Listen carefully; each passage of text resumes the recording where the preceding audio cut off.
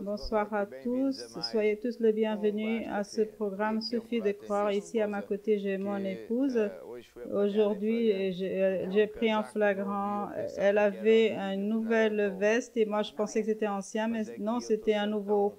Et donc, moi, je suis tellement bien avec elle que je regarde que son visage. Et alors, j'ai pas besoin de me préoccuper avec des nouvelles choses. Est-ce que tu as remarqué quelque chose, Mike? Bien sûr, et tu m'as rien dit, Mike.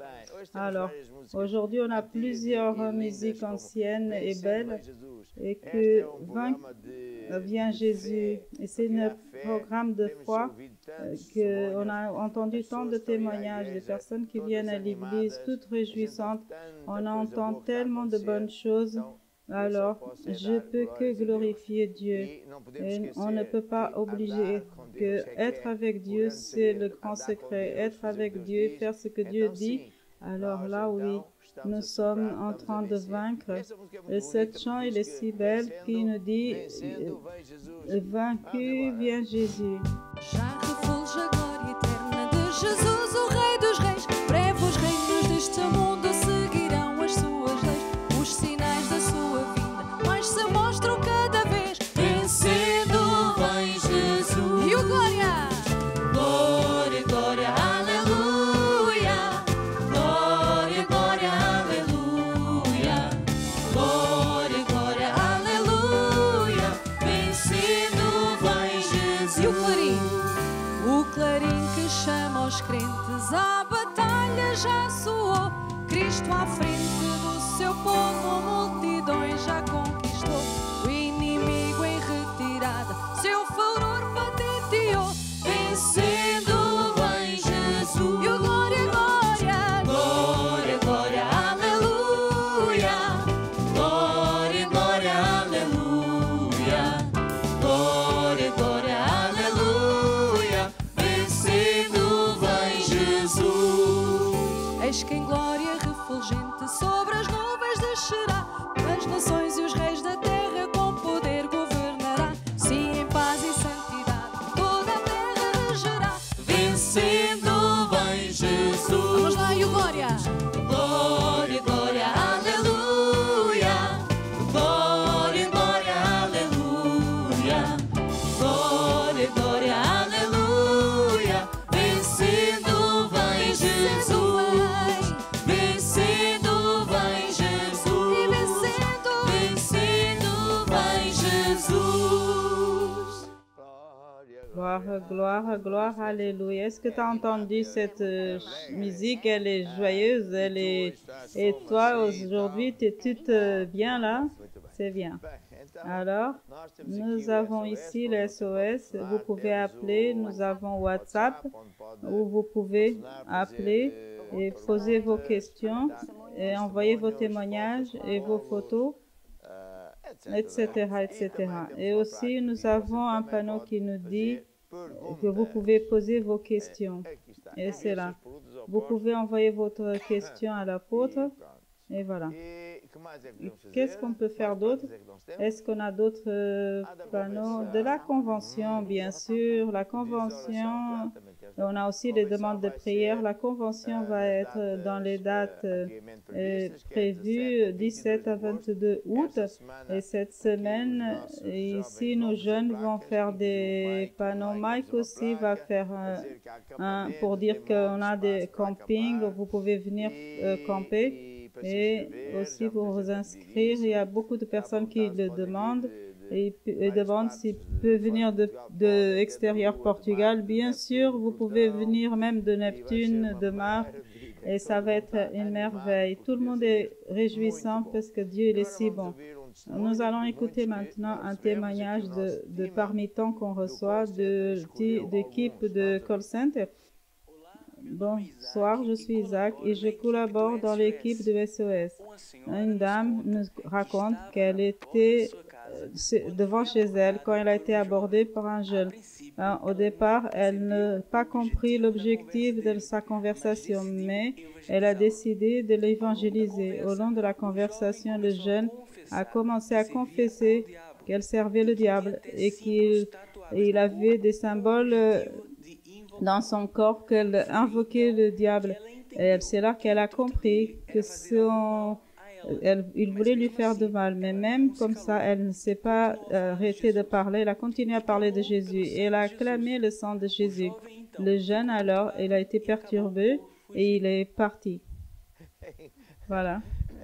C'est lui qui a été évangélisé. Vous savez, il y a des personnes que parfois, ils sont vraiment du diable et ils viennent pour faire du mal aux personnes, aux églises. C'est pas la première ni la deuxième personne qui vient, par exemple, à Alvalade et dans d'autres endroits, qui viennent avec envoyer du diable avec les symboles du diable et ils sont là en train de piétiner sur la Bible et dans d'autres choses.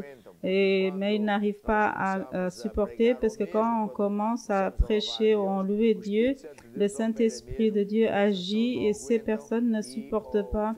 Oh, ils sont en train de crier, oh, ils trébuchent, ils tombent à terre, ou alors ils partent, ils s'enfuient. Et cela, ça a à voir avec le Dieu qui est à l'Église. Il y a des personnes où il y a beaucoup d'endroits qui ont juste le nom d'Église, mais Dieu n'est pas là. Alors le diable, il rentre, il s'assoit à la première rang, et si un démon commence à trébucher, il n'y a personne qui peut l'expulser, et s'il l'expulse, rien ne se passe. Et ils appellent même l'ambulance. Vous voyez, dans ce cas-là, c'était intéressant parce que la dame, elle était à la maison et l'individu voulait lui faire du mal. Il voulait invoquer des démons contre la sœur, mais c'est lui qui s'est enfui. Celle-là, elle est drôle, celle-là. Très bien. Voilà. Je suis Francisco Diamba, croyant de l'église Mana au Mozambique. Je veux remercier Dieu pour le grand miracle qu'il a fait dans la vie, dans la santé de mes enfants. J'ai 2 enfants et ils étaient toujours malades. Et j'allais à l'hôpital, je recevais le traitement et les 2, ils n'étaient jamais guéris. Et moi, j'ai reçu ce miracle dans leur vie quand j'ai donné ma maison à Dieu pour un groupe familial. C'était le moment que mes enfants, ils ont été complètement guéris et ils sont bien jusqu'à aujourd'hui. Gloire à Dieu. C'est un beau témoignage. D'abord parce qu'ils viennent de Mozambique, là où j'ai rentré dans cette planète par là, au Mozambique. Jésus, il est rentré par... Voilà. Mais Yémen, c'est un endroit très beau. Il y en a aussi l'église là-bas. Ce monsieur raconte une histoire fantastique. C'est que, qu'est-ce qu'il a fait? Je pensais que tu allais me poser la question. Voilà. Il a pris la décision de servir Dieu. Alors, quand une personne sert Dieu, il donne sa maison pour un groupe de maisons, alors la personne reçoit la protection de Dieu. La protection et la bénédiction, parce que Dieu, il passe à habiter à la maison. Tu te rappelles de l'histoire d'Abédédon? Alors, raconte l'histoire d'Abédédon. Ça, c'était l'histoire que l'arche était perdue, l'arche du concert, là où il y avait des éléments du concert entre Dieu et le peuple d'Israël. Alors, c'était resté chez l'ennemi et comme c'était, je ne me rappelle pas très bien l'histoire, je sais qu'ils ont eu des problèmes et ils ont mis l'arche. L'arche était et l'a mis à la maison et la personne était prospère. Je sais, l'arche a été chez Obédédon. Avant, elle a été volée par des ennemis. Qu'est-ce qui s'est passé? Les ennemis, en gardant l'arche, ils n'avaient que des embêtements parce qu'ils ne pouvaient, s'ils sont des ennemis de Dieu, ils ne peuvent pas avoir Dieu à la maison. Alors, ils ont demandé le peuple d'Israël de venir chercher l'arche, et alors il a été mis chez Obédédon, et là, tout de bon se passait chez Obédédon, parce que Dieu habitait là. Quand une personne donne sa maison pour un groupe de maisons, alors Dieu passe à habiter là et pour les bénir et protéger. Et qu'est-ce que c'est un groupe familial? Je vais l'expliquer. Nous avons... Mais tu peux me l'expliquer alors? Un groupe familial, c'est une petite réunion chez un frère pendant la semaine. Et il y a peu de personnes. Et c'est pour ça que... On va demander à Mike. Mike, il va expliquer. Mike, il a parlé très bien l'autre jour, alors il va venir. Alors, Mike, qui est ton père? C'est toi. C'est merveille. Et qui c'est ta Marcel? Alors, raconte qu'est-ce que c'est un groupe familial. Un groupe familial, alors c'est une petite réunion chez un frère et qui 5 à 15 personnes. Et on parle de la parole de Dieu. Les nouveaux convertis prennent racine pour vaincre et vous pouvez poser des questions aux leaders. Il y a des questions qu'on ne peut pas éclaircir dans l'Église et les nouveaux convertis, ils peuvent avoir ce livre, c'est des leçons de groupe familial qu'il peut accompagner la leçon. Est-ce que tu as déjà fait des réunions de leaders de maison? Et les personnes, ils ont bien aimé, je pense. C'est bien, Mike. Et le groupe familial, c'est là où nous avons un leader qui est entraîné. Parfois, c'est la même personne de la maison. Parfois, c'est une autre personne qui habite à côté, qui a fait le cours et il suit le programme de Manuel. Et c'est très, très beau. Quand je me suis convertie, j'allais à un groupe familial et j'aimais beaucoup parce qu'on connaît les personnes et on des amitiés. Moi aussi, j'allais à 2 groupes familiaux. J'allais une mercredi et une autre jeudi parce que j'aimais beaucoup. Et après, on est très amis et c'est quelque chose de très bel. Il y a une leçon pour chaque semaine. Et en effet, on enseigne des choses super importantes que les personnes disent qu'est-ce que ça fait, mais ça fait qu'on que les racines et que la parole dans votre cœur. Pour avoir des fruits et des bons fruits, nous devons alimenter les racines. Et c'est ce qui se passe dans le groupe familial. Nous avons un projet qui est très beau. Si vous habitez loin d'une église Mana, et là où on n'a pas encore d'église, vous pouvez vous inscrire et dire j'aimerais avoir un groupe familial. Alors, nous allons vous contacter, nous allons voir si vous voulez être entraîné et on peut même commencer avec vous. Il y a plusieurs églises qui ont commencé comme ça, tout petit, et quand nous allons aller vous visiter au Pakistan, en Inde, ça a commencé comme ça. Dans l'Amérique du Sud, on a un panneau qu'on peut regarder. Voilà. J'aimerais avoir un groupe familial chez moi. Alors, qu'est-ce qu'on peut faire? Maintenant, Bruno va expliquer. Oui, c'est Bruno qui a fait... on va l'expliquer là. Il suffit de croire à ma droite. Et nous allons voir à ma droite, on a le site. Il suffit de croire. Et là, nous allons avoir un petit panneau qui nous dit « J'aimerais avoir un groupe familial ». On clique et là, ça va expliquer. Et là, vous pouvez mettre vos données et vous nous envoyez. Et après, on vous contacte et après, on peut commencer le groupe familial. Et après, on se multiplie et après, Jésus vient nous chercher. Voilà. C'est très bien. Maintenant, je vais écouter une musique très belle. C'est lui qui a vaincu. Il va manger un gâteau d'amande au ciel. Non, on va écouter. Dar-lhe-ei do maná escondido, sentar-se-á comigo para reinar. Aquele que venceu. Dar-lhe-ei do maná escondido, sentar-se-á comigo para reinar. Aquele que vencer, aquele que vencer, ai ué, aquele que vencer, aquele que vencer. E agora só com Jesus.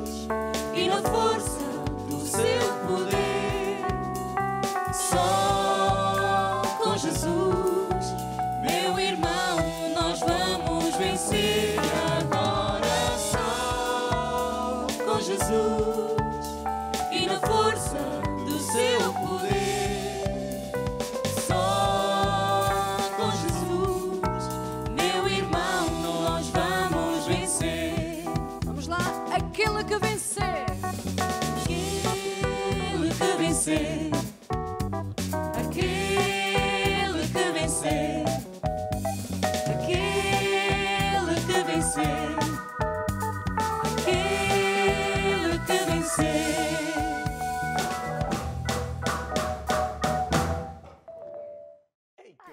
C'est une merveilleuse, voilà. Il y a un siècle que j'ai pas entendu ces musiques. Cette jeune fille qui est là, Samara, viens là. On va voir qui est ta mère et ton père et qu'est-ce que tu fais dans la vie. Qui est ton mari? Ton mari, ah, c'est drôle, oui. Alors, jeune fille, qui es-tu? Ben, je suis ta fille. C'est pour ça que tu es si belle. Regarde. Est-ce que tu as choisi ces musiques et vous les avez entraînées? C'est bien. Pourquoi? Pourquoi? Ça, c'est parce que tu voulais quelques semaines en arrière. Alors, je pense que c'est très belle d'aller chercher les choses anciennes. Et celle-là, elle nous dit, je suis ce que la Bible dit que je suis. C'est ce que tu dis quand tu prends la Bible. Mes frères, levez la Bible et dites, je suis ce que la Bible dit que je suis. Un pauvre, non. C'est comme ça qu'a été écrit la musique. Et elle prêche très bien, tu vois. Hein? C'est ta fille aussi. Ben, c'est pour ça qu'elle est comme ça. Et moi, je suis pas très bien rangée. Ben, non, va t'asseoir. Elle joue de la basse et c'est très joli.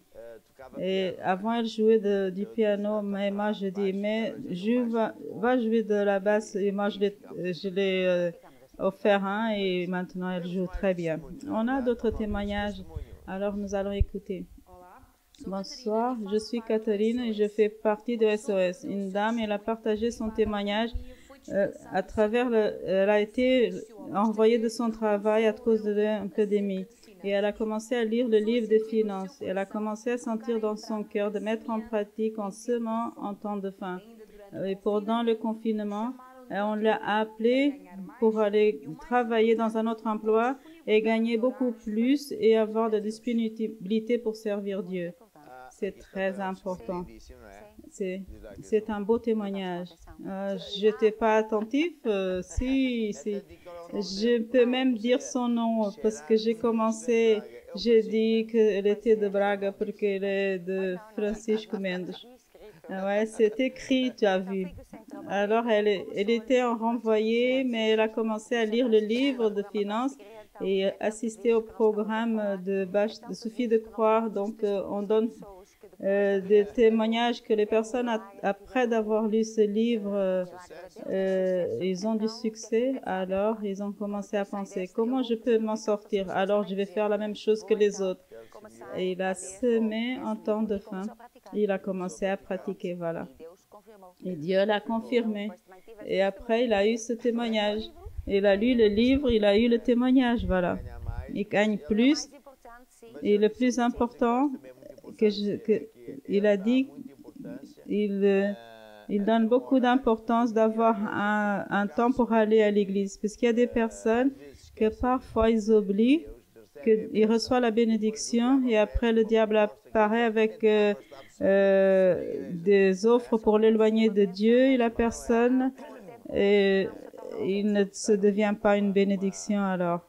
C'est une chose très sage de se penser. Je ne peux pas être avec Dieu et être dans un emploi qu'on n'a pas le temps de servir Dieu. Alors, on a un autre témoignage. Je suis Josué et je collabore dans le SOS. Une sœur, il a dit que quand elle a connu l'Église, elle avait un emploi qu'elle gagnait beaucoup d'argent, mais c'était loin de l'Église, il l'empêchait de servir Dieu. Elle a laissé tomber l'emploi et elle a monté une entreprise pour pouvoir servir Dieu. Au départ, c'était difficile parce qu'elle avait des adversités, mais elle a décidé de faire une promesse de foi. Et elle a fait une offrande en 2 parties. Après qu'elle a donné la première partie, elle a eu plein d'empêchements pour ne pas accomplir la deuxième promesse. Elle a eu juste à la fin et Dieu a contrôlé sa vie. Il a prévu pour toute sa vie et là, elle donne de l'honneur à gloire à Dieu. C'est très beau aussi. C'est très important aussi. Elle avait un bon emploi, mais parce qu'elle ne pouvait pas servir Dieu parce que c'était loin, alors elle a décidé, je vais arrêter avec ce travail parce qu'elle me donne de l'argent, mais elle m'empêche de servir Dieu. Alors elle a commencé avec son propre compte. Alors ce n'est pas facile, mais elle n'a pas désisté. Mais elle a fait quelque chose d'une des semences que j'ai pas encore enseigné beaucoup. C'est une promesse de foi. Qu'est-ce que c'est une promesse de foi? C'est quand quelqu'un il dit Dieu, Seigneur, je vais te donner une quantité. Et parfois c'est grand parce qu'on ne l'a pas, mais pour que je sème pour récolter, pour que je puisse récolter une chose spéciale. Des hommes d'affaires font ça. Alors, ils sèment parfois. Il y a des entrepreneurs d'Angola, de Mozambique, de Saint-Tomé, du Brésil, qui appellent et disent, est-ce que l'apôtre va être là? Je vais être ils prennent l'avion, ils viennent me voir, ils apportent une offrande que c'est grande pour eux, mais ils l'amènent avec cet esprit, une promesse de foi. Et ils l'apportent aussi parce que la quantité que la personne, elle ne peut pas le donner d'une seule fois. Et c'est le cas ici. J'ai déjà fait des promesses de foi et que moi, comme leader, j'avais besoin de beaucoup plus d'argent pour construire un grand pavillon, des studios de TV. Alors, je semais par la foi et sûr que Dieu m'a répondu. C'est un grand témoignage. Il ne faut pas oublier qu'on a le SOS, le WhatsApp, pour que vous pouvez envoyer vos photos. On a déjà quelques photos, on va les voir. Ça, c'est Aveil, Mario et Maria. C'est très bien, mon frère. Il ne faut pas oublier, aujourd'hui, on a écouté quelque chose de très beau. Un verre de vin rouge fait du bien. C'est... Voilà. Maintenant, on a Jasmine et David Frank d'Angola, de golf. Ils sont très beaux. C'était leur anniversaire. S'ils ne font pas d'anniversaire, on fait nous. Il a 5 ans. Voilà. Félicitations. Voilà. Il en a ici. C'était un quiche de spinach. Oh, c'est très bien. C'est moi qui ai fait le quiche. Demande à Mike si c'était pas bon. Est-ce que j'ai fait ou pas? Non. Est-ce que j'ai fait? Non. Est-ce que tu as mangé? Oui. Est-ce que c'était bon? Oui, c'est moi qui l'ai fait. Non. C'était Christelle. Mais qui t'a enseigné? Que j'aime ou j'aime pas? Et voilà. Et c'est comme ça que j'ai appris. Je donne, elle l'aime pas, je dois changer. Alors, c'est comme ça. C'est comme ça que j'ai appris. Et est-ce qu'on est tous heureux? On est très heureux. Et là, c'est une partie d'un gâteau. Ça, c'est à la fin. Ah, ça, c'est un petit café. Et il est presque à la fin aussi. C'est très, très drôle.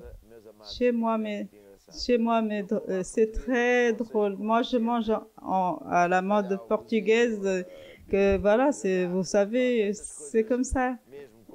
C'est comme ça à la maison. Mais en hollandais, mes frères, c'est de la soupe, c'est tomate, c'est la salade. Moi, je ne fais jamais la nourriture hollandaise parce que quand je fais la nourriture hollandaise, je mange toute seule alors. Et il n'entend jamais. Je t'ai enseigné, Mike, un garçon à laver la vaisselle. Chez moi, t'as enseigné ça. Le pauvre du garçon. Filme. Il faut filmer, Mike. Est-ce que tu aimes faire la vaisselle? Ça lui fait... Tu fais la vaisselle ou pas? À la maison, il y a une règle. Celui qui fait la cuisine, qui t'aide à la... Il ne fait pas la vaisselle. Mais il y a une autre règle de chef. Et moi, je mange, je lave pas la vaisselle et je mange à peine. Et il fait des commentaires. C'est bon, c'est pas bon.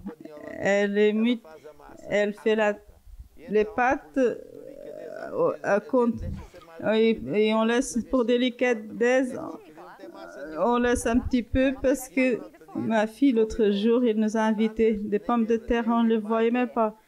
Moi et Mike, ça c'est la première fois. Cette fois, elle a fait 2 kilos là maintenant. Mais la première fois, il n'y avait que moi et Mike, mais elle a caché quelques pommes de terre pour son mari. Non, on va continuer. C'est le jour de la famille aujourd'hui. On parle de la famille, de la nourriture. Voilà. Alors, est-ce que tu as d'autres témoignages? Oui, il y a une question. Mais je ne veux pas répondre des questions maintenant. Maintenant, il n'y a pas de témoignage. Maintenant, je vais parler des miracles financiers. Et on a ce livre que plusieurs personnes... Ce livre, il aide plusieurs personnes dans les pays où il y a les églises qui sont ouvertes. Vous pouvez acquérir le livre. Moi, j'aime bien les deux. Parfois, j'ai pas la patience. Je suis assis sur le canapé et j'ai pas envie d'aller chercher le livre. Alors le soir, j'aime bien lire. J'aime bien étudier. Alors, je le livre dans le portable ou dans la tablette. Et la personne, partout dans le monde, à travers l'éditeur, on peut avoir ces livres disponibles, que c'est une bénédiction. Ce livre, il nous enseigne, premièrement, quelle est la volonté de Dieu. Comment on peut avoir la foi dans la volonté de Dieu? Je ne peux pas mettre la foi dans ce que je pense, mais en ce que Dieu y promet. Alors Dieu, il dit que le diable est venu pour tuer, voler, détruire, mais Jésus est venu pour nous donner la vie en abondance. Dieu n'est pas contre la prospérité, mais il est contre la pauvreté. Mais nous ne pouvons pas oublier que nous ne pouvons pas être après l'argent. Nous ne devons pas être après la richesse, mais après Dieu. On peut voir ça en Matthieu 6, 33. Nous devons mettre Dieu en première place. Et c'est très beau parce qu'en plusieurs personnes, ils ont dit qu'ils étaient contents parce qu'ils ont eu l'emploi, un meilleur emploi avec la possibilité d'aller à l'église. Et d'autres qui n'avaient pas la possibilité, des horaires difficiles, alors elle a choisi d'être à son propre compte pour pouvoir aller à la maison. Ça, c'est la sagesse. Parce que si la personne s'éloigne de Dieu, vous savez ce que Dieu il dit? Il dit que le diable, il est autour pour voir quelle cause qui va dans votre cœur. Si la personne a le cœur vide, alors il apporte 7 démons pires et alors le tas de personnes s'empire. Mais si nous avons le cœur rempli de Dieu, l'autre jour, j'ai écouté le louange et l'adoration et j'ai bien aimé. Et tout le monde demande pour faire des CD. Nous allons faire les 2 CD de musique spéciale. Quand on est avec Dieu, on loue Dieu et on écoute la parole de Dieu, qu'est-ce qui se passe? Nous avons la protection et la bénédiction parce que c'est ce que Dieu il fait. En Matthieu 6, 33, cherchez premièrement le royaume de Dieu et sa justice et toutes les choses te seront accordées. Une des choses, je dois mettre Dieu en première place. Je ne dois pas être derrière les choses, mais après Dieu. Il y a des pensées erronées en dehors de l'Église, ou même dans l'Église. Il y a des personnes qui pensent que nous obligeons les gens à donner de l'argent, qui doivent payer, et ils ne peuvent rien de tout ça. Ce que Dieu n'accepte pas, nous devons semer, pas payer, de tout notre cœur, avec la joie dans notre cœur. Et alors, nous sommes en train de pratiquer la loi de Dieu. La loi cardinale de Dieu, c'est qui fonctionne pour tout le monde, pour les croyants et les non-croyants. Hier, aujourd'hui, ça fonctionne avec Dieu même avec Dieu, fonctionne avec cette loi. C'est Marc 4,26. Le royaume de Dieu, c'est comme un homme qui jette la semence en terre, s'il lève nuit au jour, et la semence croît sans qu'il sache comment. L'herbe, la semence croît, et après, il produit le fruit. Et pourtant, c'est comme ça. J'enseigne aussi que nous devons remercier Dieu. Non, c'est pas remercier Dieu pour tout, parce que si quelqu'un meurt, on va pas remercier, mais louer Dieu en toutes circonstances, c'est différent. Même pour une personne qui passe par une difficulté, il applique la loi de Dieu, il loue Dieu. Qu'est-ce qui se passe? La louange, c'est des braises sur la tête des démons. Ils ne supportent pas. Ils sortent et nous sommes libérés. Nous devons louer Dieu pour ça. Après, j'explique que la définition de la prospérité, c'est pas qu'avoir de l'argent. La personne, elle peut avoir beaucoup d'argent, mais s'il est malade, il est en train de mourir, alors il est pauvre. Mais s'il a beaucoup d'argent, mais sa famille est brisée, alors il n'est pas riche, il est pauvre.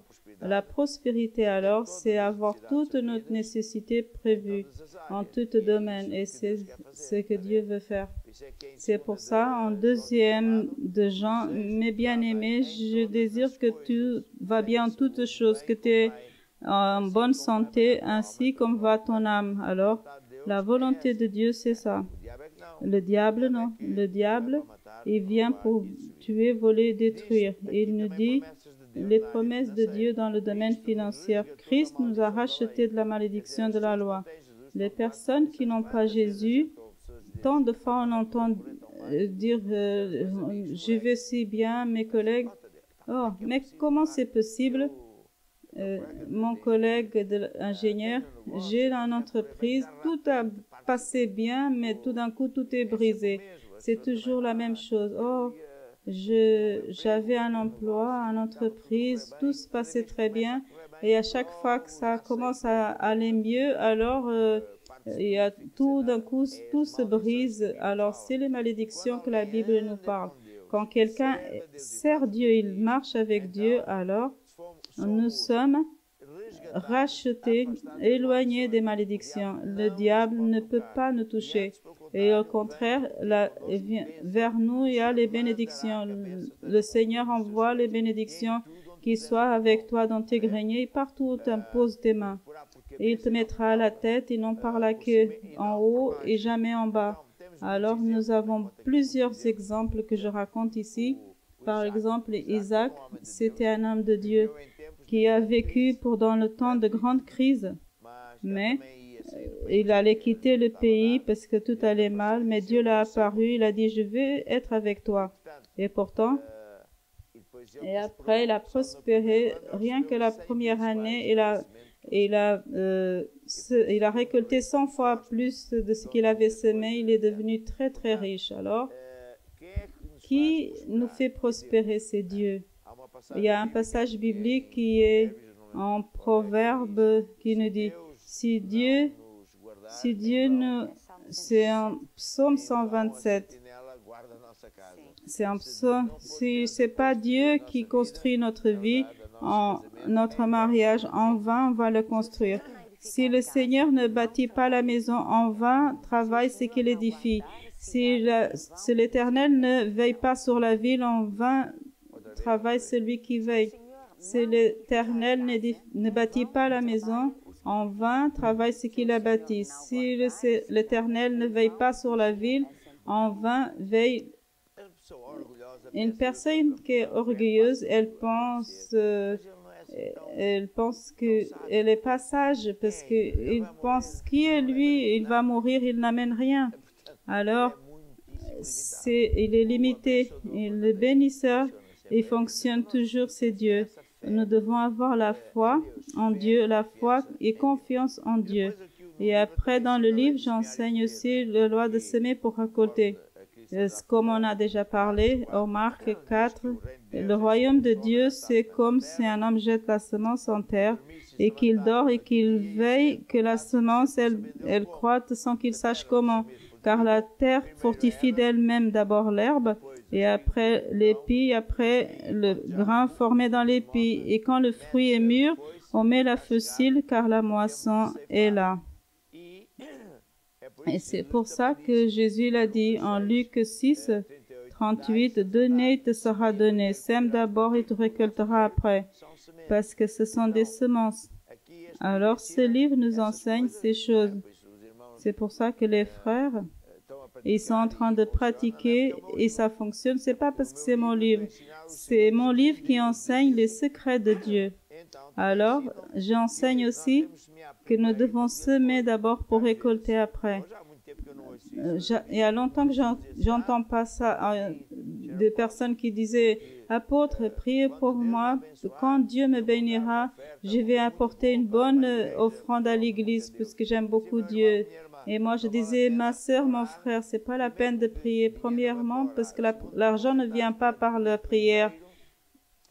Mais nous devons semer d'abord pour récolter après. » Alors, en disant ça, qu'est-ce que je vous propose à cet instant? Vous faites comme on a écouté. Regarde le dernier témoignage. Elle passait des difficultés. Elle a lu le livre et elle a décidé de faire et alors ça a fonctionné. Ça va fonctionner aussi pour vous. Qui sait, vous êtes un entrepreneur.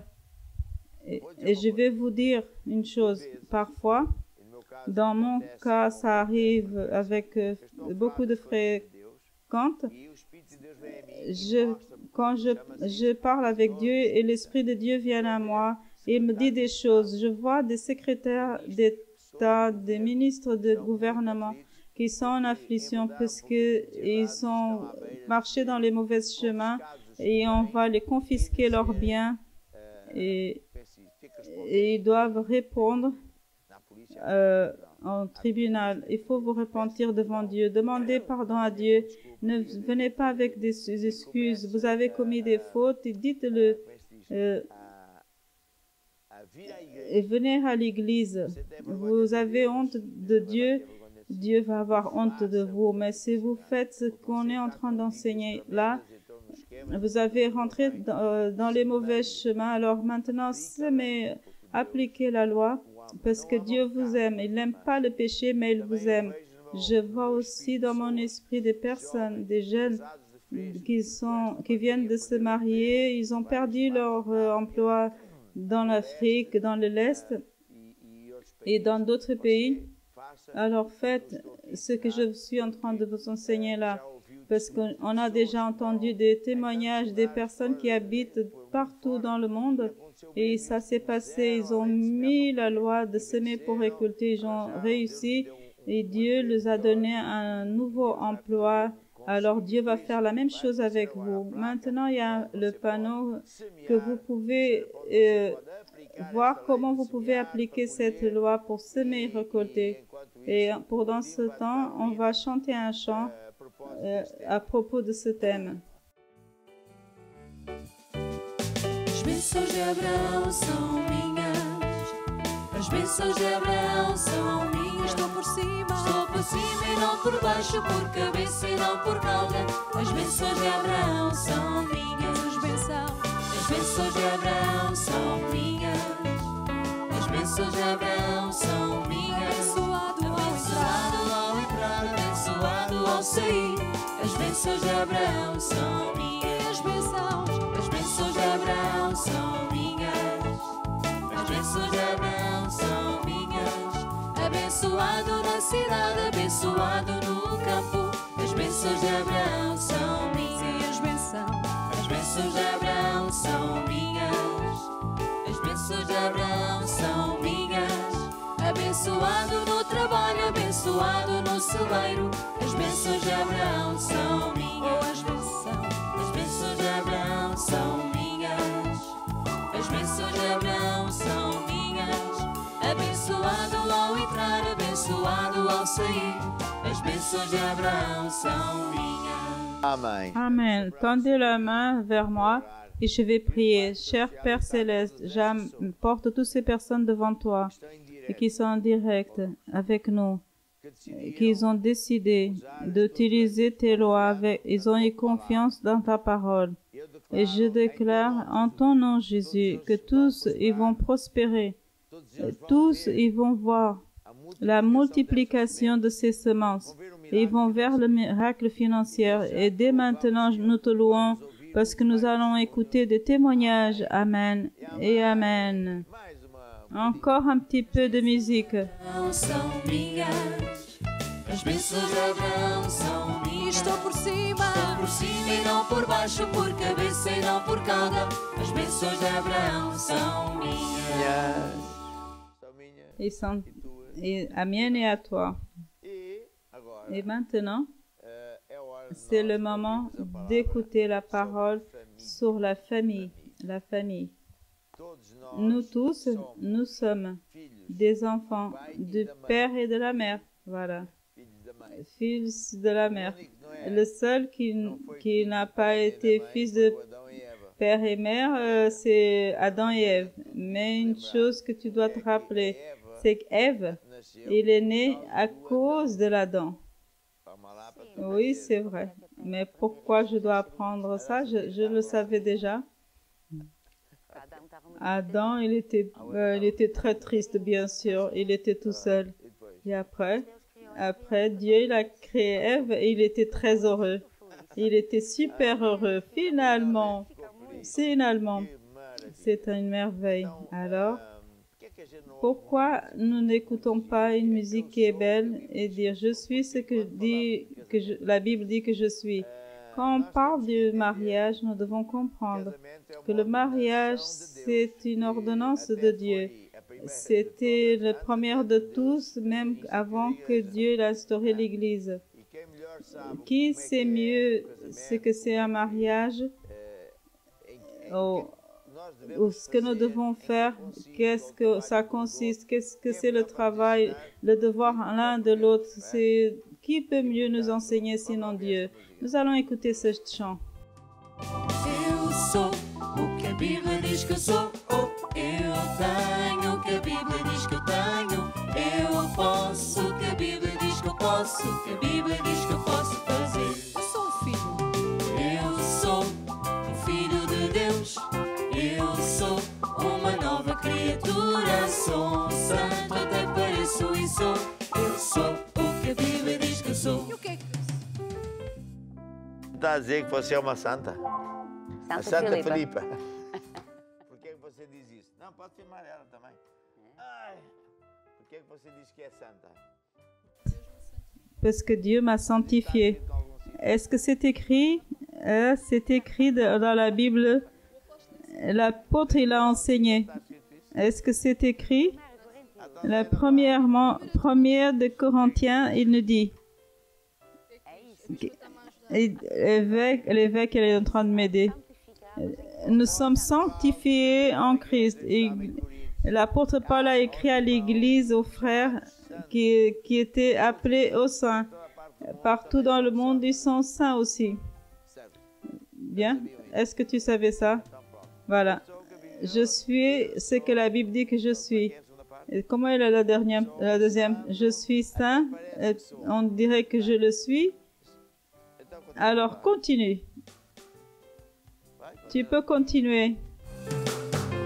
eu tenho a vida eterna. Eu tenho o Filho de Deus.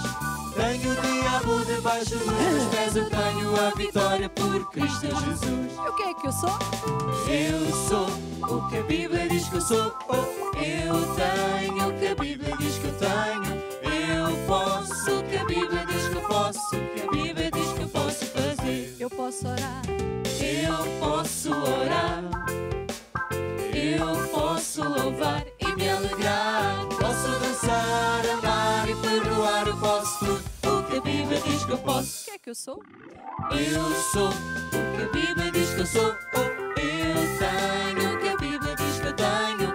Eu posso o que a Bíblia diz que eu posso. O que a Bíblia diz que eu posso fazer. Muito bem. Très bien. Quand on chante cette chant, j'aime bien. Je suis ce que la Bible dit que je suis. Mais si la personne a une Bible comme ça, celle-là, elle a beaucoup plus de poids. Alors, ça c'est pour ceux qui sont têtus, on le fait un coup de Bible sur la tête. Je suis, mais il y a aussi ces Bibles digitales, elles sont plus légères et c'est une bénédiction. J'aime aussi lire la Bible à travers la tablette. Nous sommes dans un salut pour l'Italie, Austrie. Vous qui êtes en Italie, vous pouvez écrire et nous dire où vous êtes, comme ça on peut aller vous rendre visite. La Grèce, vous pouvez dire où est-ce que vous êtes. Je connais la Grèce, on a filmé beaucoup de choses en Grèce. Regarde, j'ai perdu. Ah non, c'est là, c'est là. La Grèce, elle est très très jolie. C'est l'histoire là où l'apôtre Paul et en Irlande, en Albanie, Lettonie et la Russie. On a la Russie ici, vous voyez, et c'est une bénédiction là-bas aussi en Russie. C'est très bien. Aujourd'hui, nous allons parler de la famille. Et qui va parler? C'est toi. Ah bon? Tu vas donner... Qu'est-ce que tu vas parler aujourd'hui? Je vais continuer à parler sur le banque de l'amour et les voleurs d'amour. La banque de l'amour est sur le voleur d'amour. Alors nous allons voir ce que tu as raconté. Je vais m'asseoir sur mon canapé et comme ça, c'est la peine. Je n'ai pas ici, comment on appelle, un jus d'orange, non. Un jus de citron avec un gâteau d'amande. Jus de citron, t'aimes pas le jus de citron? Depuis quand tu aimes ça? La maman de Ruth, elle me rapporte le gâteau et ça ne suffit pas pour le lendemain parce que Mike, pendant la nuit, c'est vrai, c'est pas moi, c'est lui. C'est une autre chose. Alors, nous avons commencé à parler de la banque et le voleur d'amour. Mais on a parlé un petit peu de tout et peut-être que vous n'avez pas entendu. Nous allons faire une petite résumé. Qu'est-ce que c'est la banque d'amour? C'est quand une personne a un compte d'amour dans le cœur de l'autre personne. Et alors, à chaque fois qu'une personne fait une bonne chose, alors le solde, il augmente. Mais quand il fait une chose moins bonne à l'autre personne, c'est comme si elle fait des retraits de billets d'amour et ce compte, il doit avoir le solde de l'amour qui est là. Mais personne n'est parfait. Alors, il n'existe pas de famille ni mariage parfait. Et c'est important de le savoir parce qu'il y a certaines personnes dans le mariage, ça ne fonctionne pas, ils ont des problèmes. Il y a des choses qu'on n'est pas d'accord. On dirait que la personne, c'est pas la bonne personne pour moi, je dois chercher une autre. Non, c'est pas comme ça. Le mariage commence le jour que la personne se marie. Ça ne termine pas, c'est pas la fin, c'est le début. Et à partir de ce jour-là, on commence à construire une vie ensemble. Et nous devons vraiment construire, ça donne du travail. Et c'est tous les jours. Et c'est basé, une des choses la plus importantes quand on est en train de construire notre mariage, c'est l'amour. L'amour, c'est comme la colle. Parmi les problèmes, on peut continuer, on va vaincre parce qu'il y a l'amour. L'amour est très important. Et aussi, c'est l'amour vient de Dieu et ça dans notre cœur. Nous avons parlé des nécessités émotionnelles.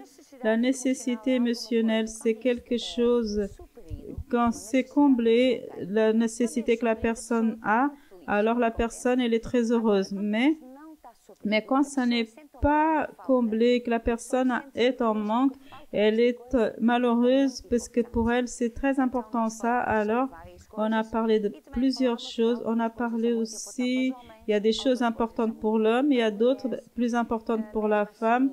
Même comme ça, c'est personnel aussi. On ne peut pas dire que les femmes, ils aiment que ça, la femme aime que ça. Non, on ne peut pas mettre une personne sur une boîte parce que chaque personne est différente. Et Dieu nous a fait comme ça. Alors, le beau dans le mariage, c'est que les personnes sont vraiment différentes. Même si on peut dire que les personnes, ils sont différentes et sont contraires et ils s'attirent. Le mariage, c'est quelque chose de très fort. Deux personnes commencent une vie en commun et réunissent les efforts de bonnes choses. On a un côté qui est faible et on a le côté qui est fort. Alors, le mariage qu'on est en train de construire, qu'est-ce que nous devons faire? Nous assembler le côté fort de chaque personne. C'est pour ça que le mariage devient quelque chose de puissant, une union qui est très grande et qui va vaincre n'importe quel obstacle. Mais quand on regarde que le côté faible et négatif, alors le mariage va tomber parce qu'on est concentré dans le négatif, le mariage va tomber. Nous devons nous concentrer dans le bon côté. On n'a pas parlé encore sur ça, mais avant de marier, nous devons avoir les yeux bien ouverts et voir quel est le côté le plus faible pour prendre la décision, pour dire est-ce que je vais réussir à vivre au restant de ma vie avec cette personne? Parce que nous devons penser, quand nous allons nous marier, c'est pour toujours. C'est pas voir, on va voir si ça va marcher. Non, ça va marcher si nous construisons notre mariage en accord avec les principes de Dieu, construisant avec l'amour, en utilisant l'amour, en nous pardonnant et en faisant toutes les choses que Dieu nous demande de faire, en utilisant les hiérarchies. Là, nous sommes en train de construire notre mariage. Alors, nous avons parlé sur les nécessités émotionnelles.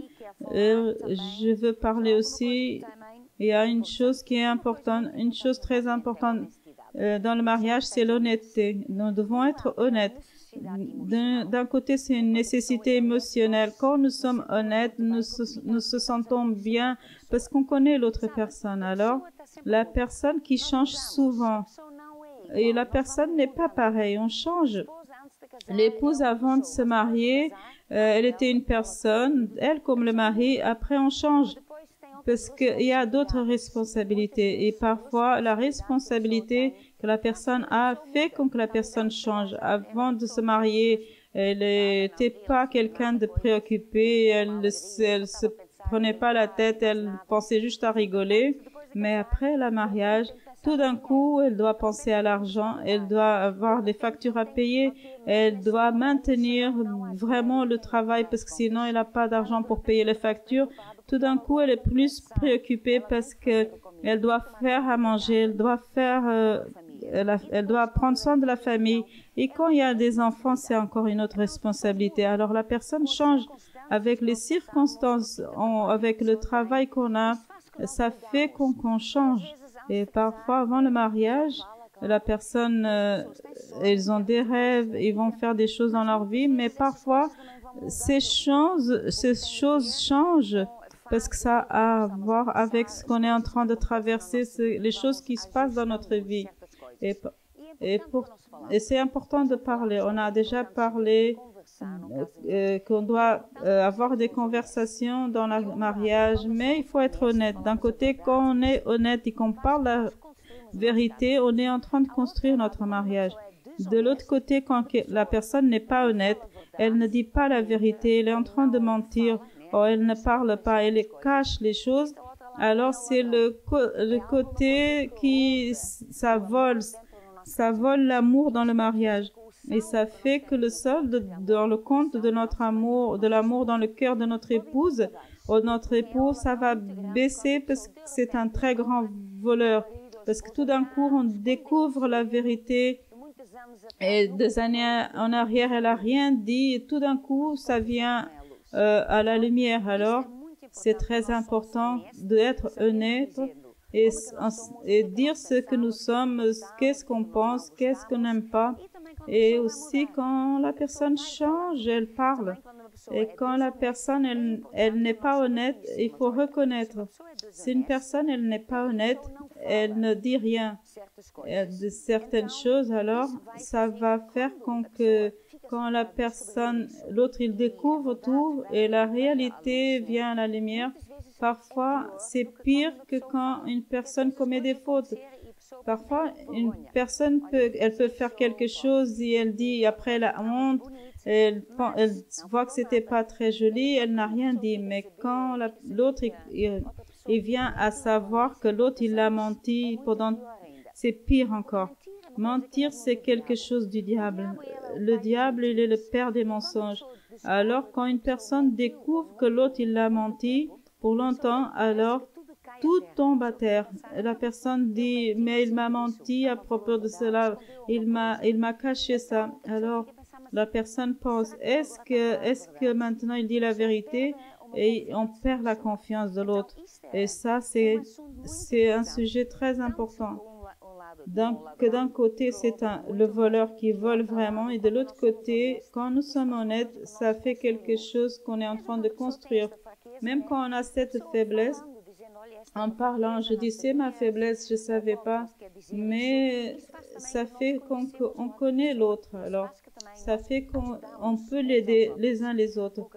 Parce que dans un mariage, nous allons construire une vie en commun et nous allons pas regarder le côté faible qui n'est pas si bon, mais on va réunir les forces. Parce que chaque personne a un côté qui est fort et on va faire le fortifier davantage pour que le mariage devienne plus fort. Le mariage, il est si bon parce que c'est la vie de deux personnes et les bonnes choses des deux personnes. Une personne a d'un côté qui sont bonnes et quand il l'assemble à l'autre, alors c'est beaucoup plus de bonnes choses. Alors le mariage devient quelque chose de très fort et une bénédiction. Et ça, c'est l'idée de Dieu. Le mariage, toute la famille, c'est une chose que Dieu utilise pour nous façonner. Parce que, vous savez, quand nous sommes ensemble dans une famille, la famille, c'est le lieu où là on se sent sûr.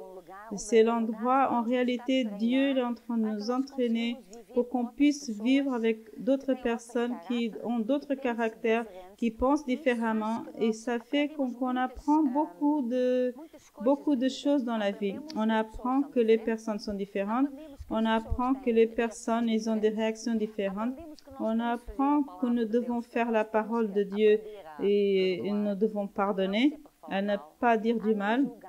On n'a pas jugé, on apprend tant de choses. Mais quand une personne est tout seule, il est trop seul, il n'aime pas l'ami, alors au revoir ami, je n'ai pas d'accord avec toi.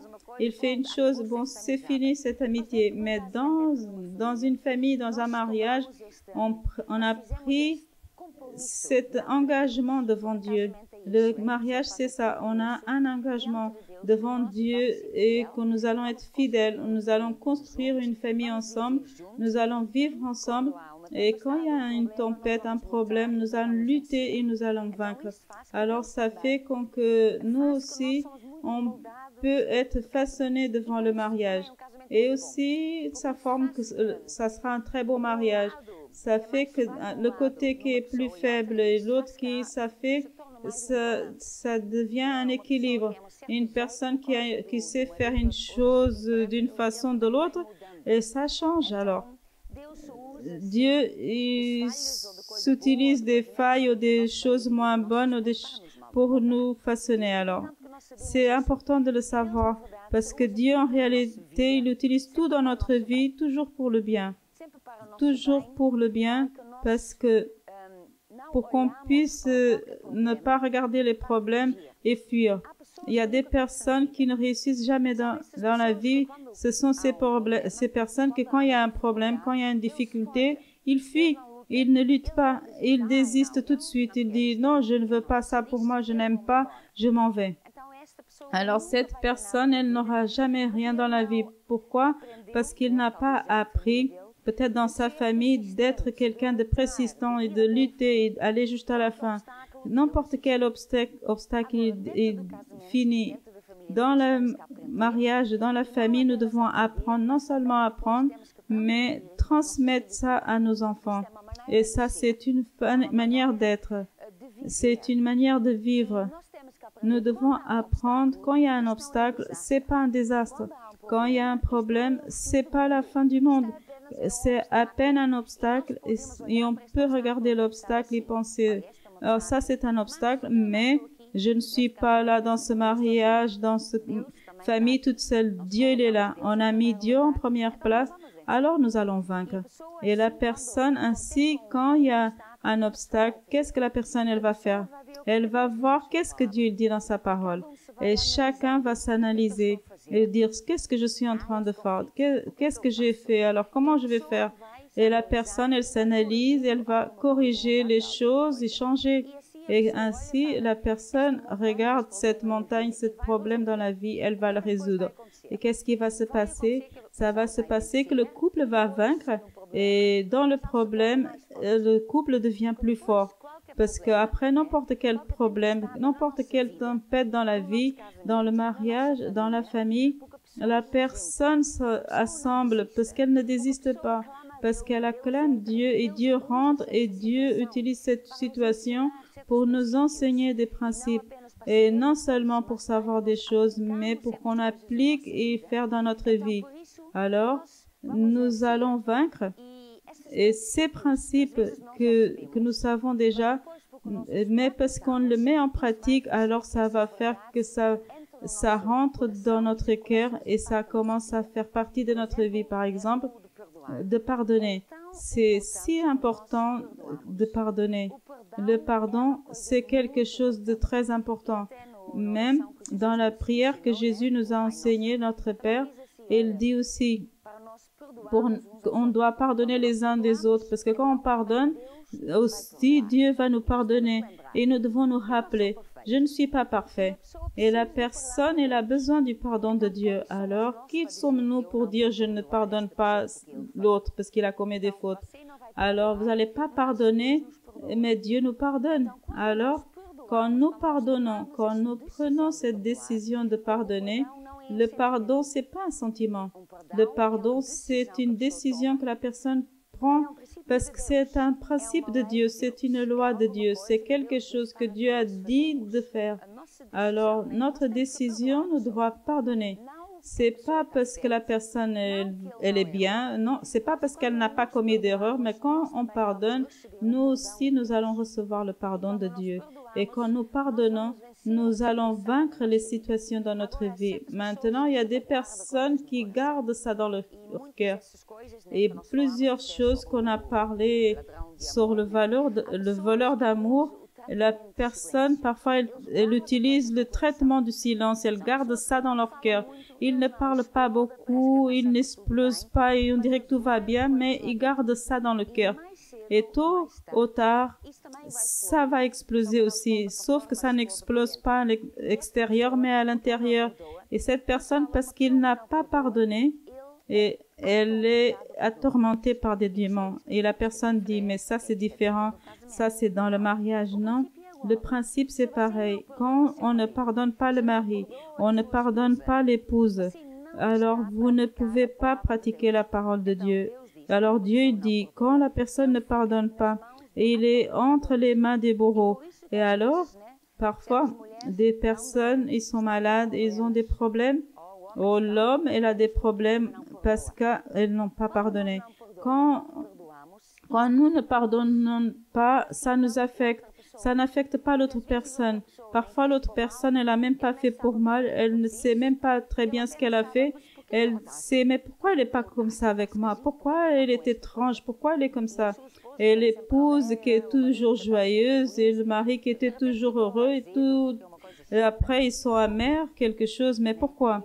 Et la personne, et ça arrive quand la personne ne pardonne pas. Elle n'a pas pardonné, alors elle a gardé à l'intérieur. Et parfois, ça arrive parce que lui, il n'a pas compris qu'est-ce que c'est le véritable amour. Le véritable amour, c'est pas de recevoir. L'amour, c'est donner. Jésus, Dieu a tant aimé le monde qu'il a donné son Fils unigéné. Amour, c'est donner. Amour, c'est pas recevoir. Et certaines personnes, quand on parle de banque d'amour, il y a des personnes qui pensent « Oh, moi, j'ai mal choisi la bonne personne. » Alors, ils pensent que le mariage, ils se sont mariés et l'épouse ou le mari doit prévoir pour toutes leurs nécessités. Et ils sont là pour recevoir. Elle est là pour recevoir. Et son mari ne prévoit pas pour ses nécessités. La femme ne fait pas ça, alors elle est malheureuse.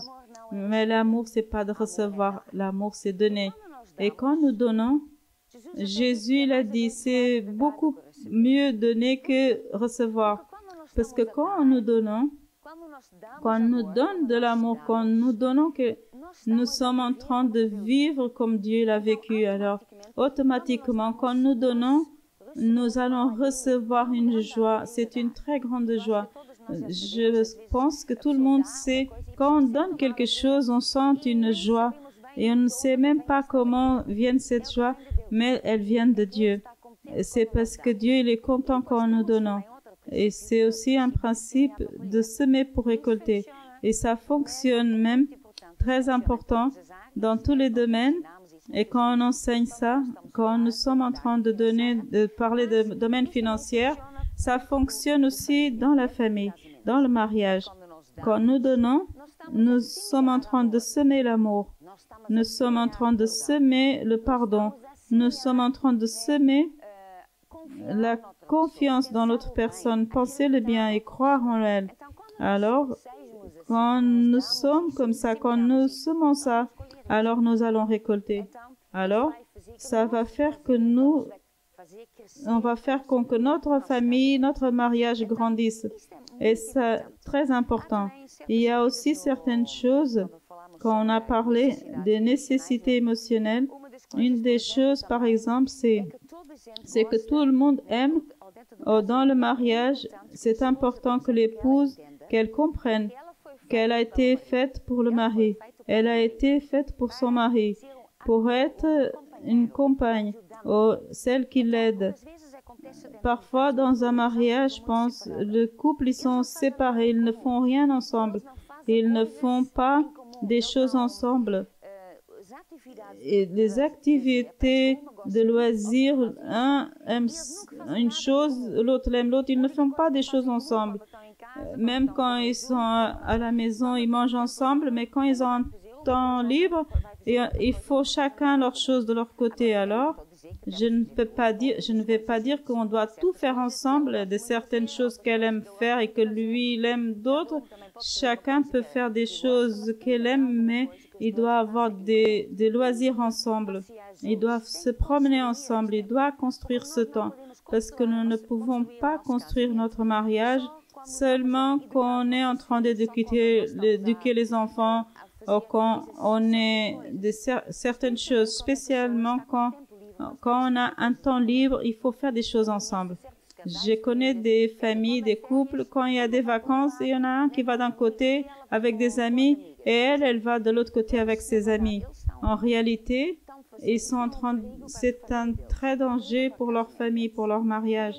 Parce que pendant qu'ils sont ensemble avec les amis, ils sont ensemble avec d'autres personnes. Et ils sont en train d'investir le temps et l'énergie dans d'autres amitiés. Alors, les autres amitiés vont grandir parce qu'ils sont en train de construire et c'est un temps, ils investissent le temps dans d'autres amitiés, mais ils n'ont pas investi le temps et d'être avec le mari, être avec l'épouse. S'ils n'investissent pas le temps, ils ne vont pas grandir. Rien ne va se passer. Il va arriver un moment que le couple il va se dire, qu'est-ce qu'on fait ensemble? Je ne sais pas, on n'a rien du tout en commun. Chacun a ses propres intérêts, mais pourquoi ça s'est passé? Ça ne vient pas d'un jour à l'autre. C'était construit jour après jour qu'ils n'ont rien construit, rien en commun. Chacun a construit à gauche, l'autre à droite et ils se sont éloignés. Alors, ce mariage, c'est construire ensemble et c'est comprendre que nous devons prendre le temps ensemble. Une autre chose que parfois on voit que c'est pas très important, parfois on oublie. Le mari, il s'est marié avec sa femme parce qu'elle l'aimait comme elle était. Et parfois, il y a des femmes, après le mariage, ils ne se préoccupent plus. Et il met la crème sur le visage, les bigoudis sur la tête. Et le mari arrive à la maison, il a dit, qu'est-ce que c'est celle-là à la maison? Alors, elle doit penser à ça. Lui, il s'est marié avec elle parce qu'il l'aimait, comment elle était représentée. Mais c'est pas tout, c'est pas le plus important. C'est plus important son caractère à l'intérieur. C'est plus important ce qu'elle est Dieu dans son cœur, mais elle ne peut pas oublier que le mari l'aime aussi quand elle est belle. Mais il y a aussi des hommes aussi qui ne font plus, ne rasent pas, ils laissent le ventre pousser, ils ne prennent plus de douche. il ne sent pas bon. Avant, il faisait la gymnastique, il avait des muscles et tout. Elle disait, ah, ça c'est mon fiancé, mais maintenant, maintenant c'est mon mari, il ne fait plus de gymnastique, il mange de tout, il prend la douche une fois par mois. Maintenant, je dois maintenir les distances, voilà, c'est comme ça. Non. Parce que parfois, on pense que la femme doit être toujours belle, mais le monsieur aussi, c'est quelque chose à part. Maintenant, parfois, il y a des couples, on regarde le couple avant de se marier, c'était une chose, mais après, les deux, ils sont en relax, ils ont grossi, tant l'un que l'autre. Ils laissent pousser les cheveux, la barbe et tout ça, et tout est en relax. Alors, mais s'ils sont heureux comme ça, s'ils aiment être comme ça, ben, tout va bien alors. Mais ça doit être une chose que les deux aiment, que ils ont décidé alors. C'est pas un qui est bien présenté, l'autre il est à côté de l'épouse. Voilà. Une autre chose que c'est très important, que nous devons nous respecter les uns les autres. En réalité, nous avons besoin d'être admirés aussi. En Éphésiens 5, il nous dit, et ce verset nous dit, ainsi vous, chacun en particulier, aimez vos propres femmes comme soi-même, et la femme référencez votre mari. Et ce verset, je pense que ce verset il est si important parce que c'est là parfois qu'on faille. Le mari, il oublie d'aimer sa femme. Il ne dit pas à sa femme je t'aime. Il ne lui dit pas quelque chose il prend déjà pour garantie maintenant. Et parfois la femme ne respecte pas son mari. Au lieu de respecter et admirer son mari, elle le traite de n'importe quelle manière, il parle du mal, elle n'a pas du respect pour son mari. Alors, ça c'est un point, c'est pour ça que Paul il a parlé de ça particulier, chaque homme, aimez votre femme comme soi-même et vous les femmes, respectez votre mari. C'est très important. L'épouse, quand elle ne respecte pas son mari, et lui, il est le leader à la maison. Elle dit, je veux pas savoir. Ça, c'est un très gros voleur d'amour. Et parfois, la personne dit, mais maintenant, je vais respecter mon mari. Pourquoi? Il est comme ça. Et c'est pas que je l'aime alors. Qu'est-ce que je suis en train de faire? Qu'est-ce que je suis en train de faire dans ma mariage? Qu'est-ce que je suis en train de construire? Si je ne construis pas, je suis en train de détruire. Dans le royaume de Dieu, dans la vie, c'est comme ça. Rien ne reste en arrêt. Les choses ne sont pas en arrêt. Ou on grandit, ou alors on est en train de construire, ou alors on est en train de détruire. Ou la personne, elle va être proche de Dieu, ou alors elle s'éloigne de Dieu. C'est pas une chose dans la vie, dans le royaume de Dieu, que tout reste en arrêt. Non. Ou la personne, elle s'améliore, ou alors elle va s'empirer. Et nous devons faire notre devoir. Si on ne fait rien, automatiquement, les choses vont s'empirer. C'est notre parcours avec Dieu. La personne qui ne va pas à l'église, qui ne lit pas la Bible, qui ne prie pas, qui n'a pas communion avec Dieu, il n'est pas pareil. À chaque fois, il va s'éloigner de Dieu sans rien faire. Il ne fait rien, mais il s'éloigne de Dieu. Et dans le mariage, c'est la même chose. Si la personne ne fait rien, alors son mariage va... Même une maison qu'on construit, nous devons faire la manutention. Si on ne fait la manutention de la maison, alors les choses ne sont pas en train d'être construites, elles vont s'abîmer parce que la vie, elle est comme ça. Alors, non seulement nous devons maintenir notre mariage, mais nous devons investir et la construire. Nous devons investir dans notre mariage. Et tout ça, c'est très, très important. Et ces leçons, je vais vous dire que vous pouvez acquérir ce livre aussi, parce qu'il y a d'autres leçons. Et très important, quand on écoute une leçon qui parle de la famille, une chose très importante, c'est que je ne vais pas écouter cette leçon en pensant à mon mari, en pensant que mon mari doit écouter cette leçon. Je vais l'offrir ce livre parce que je vais lui dire qu'il doit lire ce chapitre. je vais le souligner et je vais dire ça c'est pour toi, cette partie c'est pour toi. Alors, à chaque fois qu'on écoute une leçon de la famille, de mariage, nous devons penser, ça c'est pour moi. Je peux changer moi-même, mais je ne peux pas changer mon mari. Nous n'avons pas ce pouvoir pour changer l'autre. La personne, elle change si elle veut. Même la personne en voulant changer, et on a besoin de l'aide de Dieu pour changer. Alors, notre devoir dans le mariage, ce n'est jamais pour changer notre mari ou changer notre épouse. Non, nous ne pouvons pas faire ça. Mais nous pouvons, oui, mais changer soi-même. On peut changer notre attitude. Je peux changer ma manière de faire les choses. Je peux m'analyser moi-même et voir qu'est-ce que je peux changer. Et normalement, notre première réaction, oh, ça c'est une petite chose, c'est rien d'important.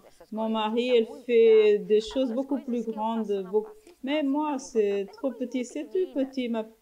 Mais vous savez, ce sont les petites choses qui font la différence. Et vous pensez que c'est trop petit, mais peut-être que votre mari pense que c'est quelque chose de très important. Et que vous êtes ce que vous trouvez si important que votre mari fait. Et peut-être que lui, pour lui, c'est une petite chose insignifiante.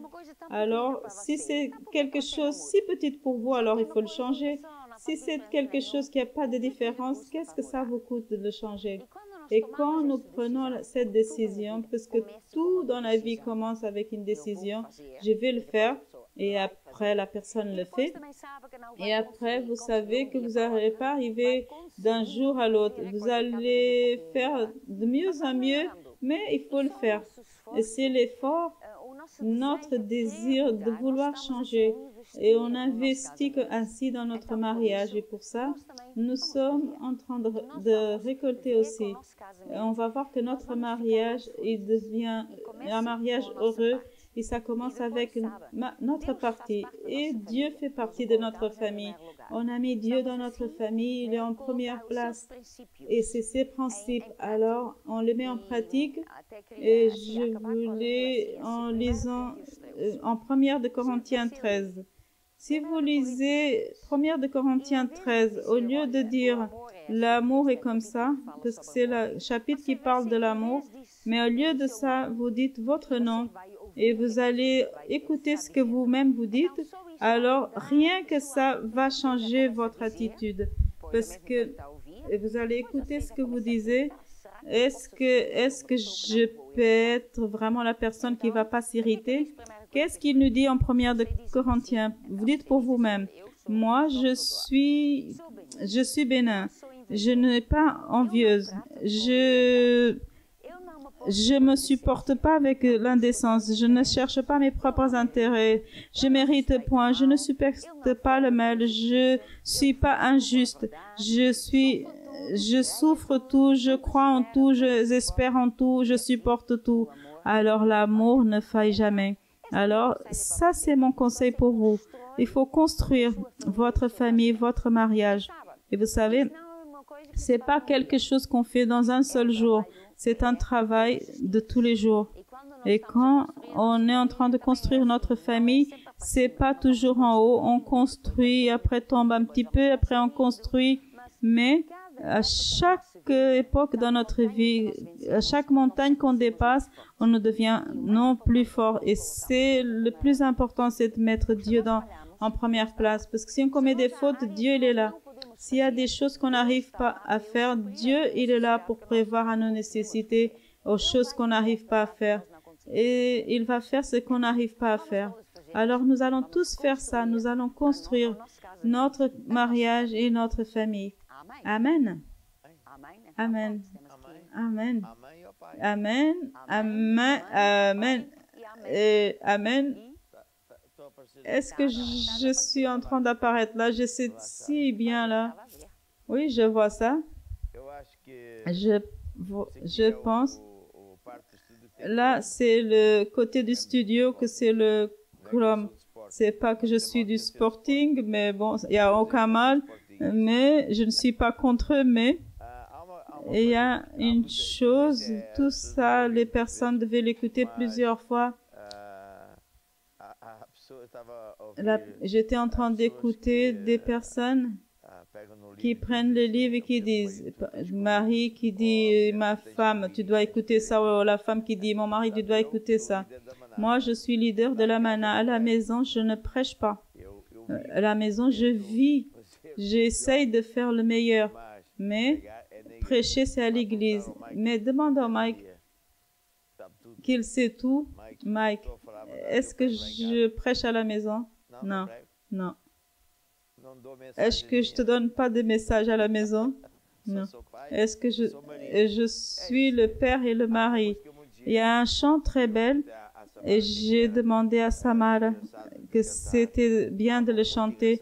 C'est le pasteur, mon mari, tantalan. On va écouter ce chant qui est très belle. Pastor, o meu marido não me liga nenhuma. Chega sempre às 2 quando o almoço é à 1. Farto-me de ralhar, mas ele não me dá ouvidos. E ao lavar a louça, os pratos ficam partidos. Pastor, a minha mulher é sempre a mesma coisa. Quando acabo de almoçar, lá tenho de lavar a louça.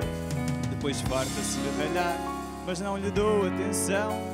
Apanho-a distraída e mando os pratos para o chão. Mas a todo o tempo nós temos que fazer algo, que é andar em amor como o meu Senhor. Vou vencer o mal com o bem. Eu nunca me irrito, não discuto nem grito. Não suspeitarei mal de ninguém. andar em amor. Andar em amor como o meu Senhor. Vou vencer o mal com o bem. Eu nunca me irrito, não discuto nem grito. Não suspeitarei mal de ninguém. Não, não. Não suspeitarei mal de ninguém. É só assim? Il n'y a que ça. Il y a un autre côté?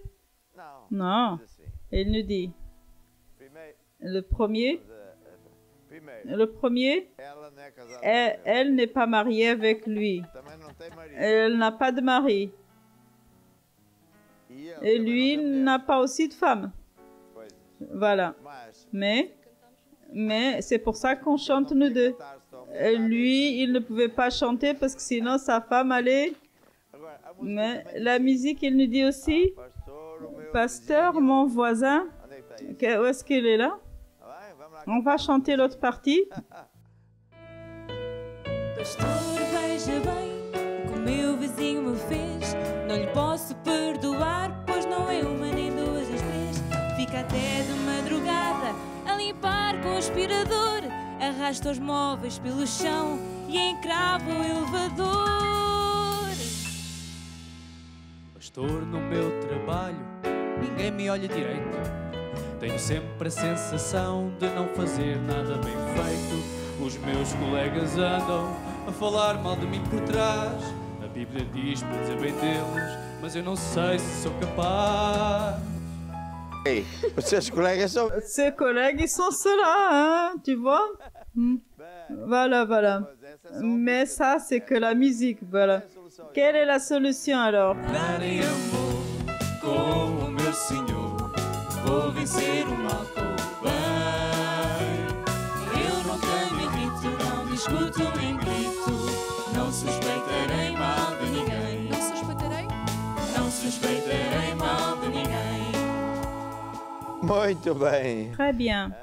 Tu falaste T'as- do 1 de Coríntios. 1er de Corinthiens t'a parlé. Et réellement, c'est très très beau. Est-ce que c'est dans tant d'endroits? C'est dans le livre L'amour, l'arme de guerre. Et je vais demander qu'on me le donne. Parce que on va voir où est-ce que c'est écrit. Parce que réellement,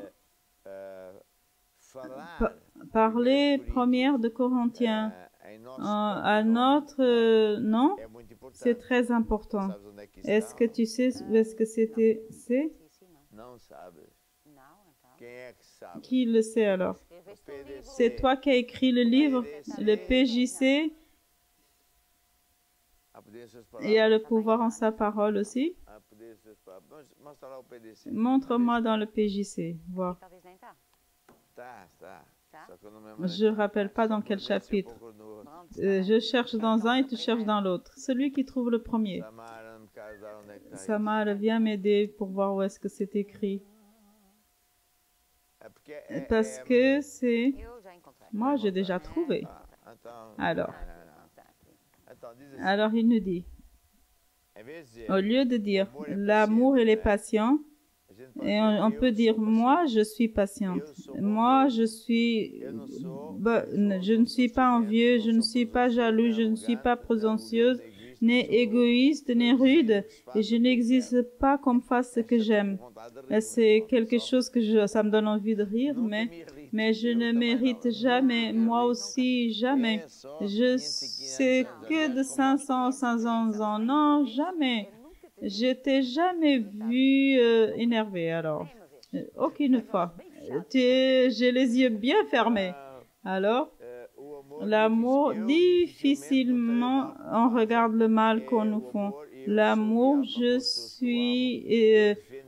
défends toujours les personnes que j'aime, même quand je pense qu'elles sont en train de commettre des fautes. C'est quelque chose de très important de parler. Il y a un autre chant, 1 de Corinthiens 13, que c'est, on va écouter. O mundo há de passar e toda a profecia, os dons, as línguas e tudo mais que existir. Porém, como aquele que foi, hoje é e para sempre há de ser. O amor é a essência de Deus e para sempre também vai viver. E sem rancor, fiel e paciente, humilde e sofredor, espera tão somente, justo e verdadeiro, tudo suporta, tudo crê. Tão puro e perfeito é o amor, não busca interesse ou favor. Descreve a expressão, vida e luz do Senhor. Se eu pudesse saber destinos ou futuros, poder mover as montanhas com a minha fé.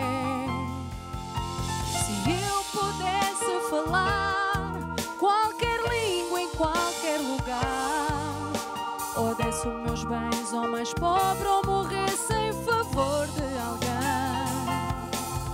Se não tivesse amor, de nada valeria. Se não tivesse amor, proveito algum teria.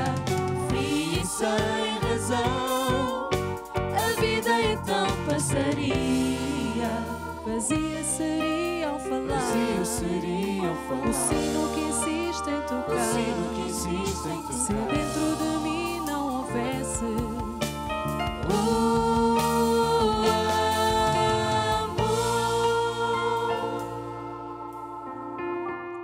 Amen, amen, amen. C'est très, très beau. Maintenant, je vais répondre à quelques questions qu'ils ont posées. J'espère ne pas faillir. Marie-Louise qui demande si c'est mauvais de prier pour l'âme de quelqu'un qui est déjà parti. Certes que non, c'est vraiment pas bien, parce que prier pour l'âme qui on pense que ça va faire quelque chose, que ça va apparaître des bénéfices, mais rien ne va faire, parce que quand quelqu'un meurt, elle sort de cette planète et la chance que la personne soit sauvée, c'est fini. Alors maintenant, elle est dans le paradis ou dans l'enfer. Alors, c'est ce que Jésus il a parlé en Luc. C'est pas la peine de prier pour eux parce que ça ne va rien changer. Alors, À propos de cette question, c'est pas que Marie-Louise a fait cette question, mais je profite pour enseigner. Au Portugal, il y a ce que la Bible, le culte aux morts, c'est quand les personnes ils vont au cimetière, et ils mettent des fleurs, ils parlent aux morts. Et ça, c'est le culte aux morts, que c'est interdit par Dieu, parce qu'il ne parle pas à un mort, parce que le mort ne va pas l'entendre. Et c'est quelque chose que c'est maladif même, et ça psychologiquement aux personnes. Et il y a d'autres personnes qui vont dans les sorciers ou pour contacter quelqu'un qui est mort. Et alors, ce que vous allez consulter, vous allez défigurer, il va parler à la voix de l'autre personne. Ça, c'est un démon. Parce que tout ce qu'on parle, et alors les démons, ils copient tous, ils savent ça. Alors, c'est très mauvais. Une autre question, c'est...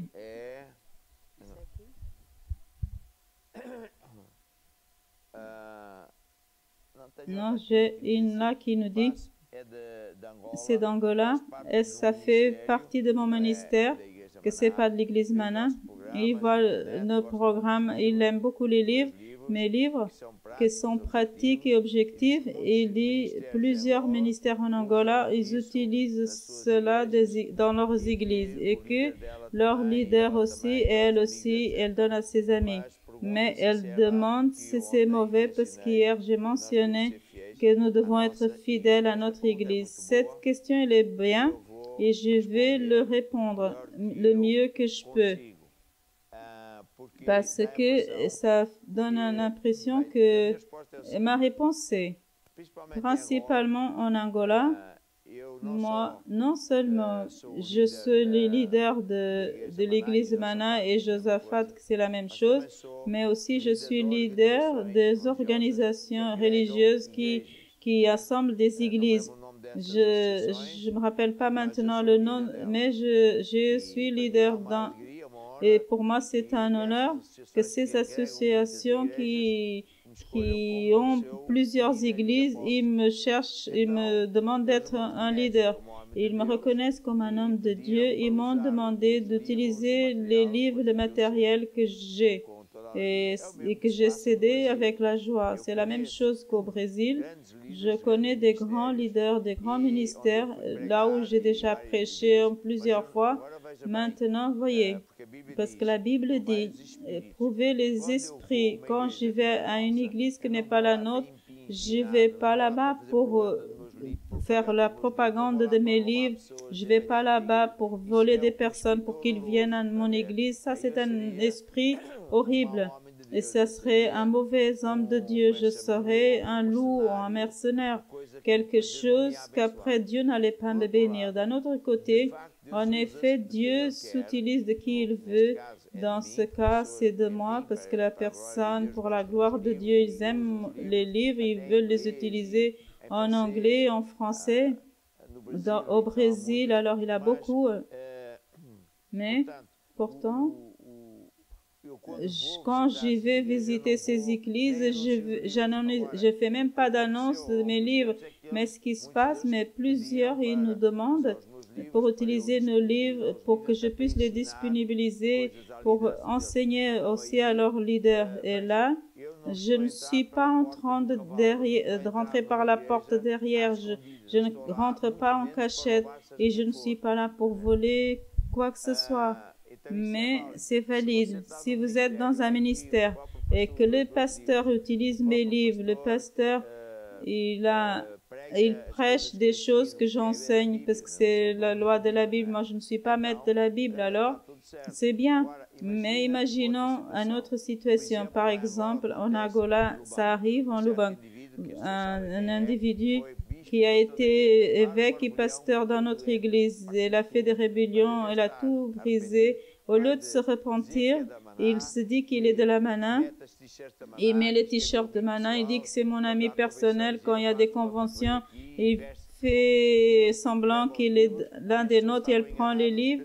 Et les personnes étaient trompées parce qu'ils pensaient que c'était de la manna et c'est un mensonge parce qu'il est, quand il prie pour les personnes, il ne transmet pas le Saint-Esprit mais des démons parce qu'il est un rebelle. Mais c'est la différence.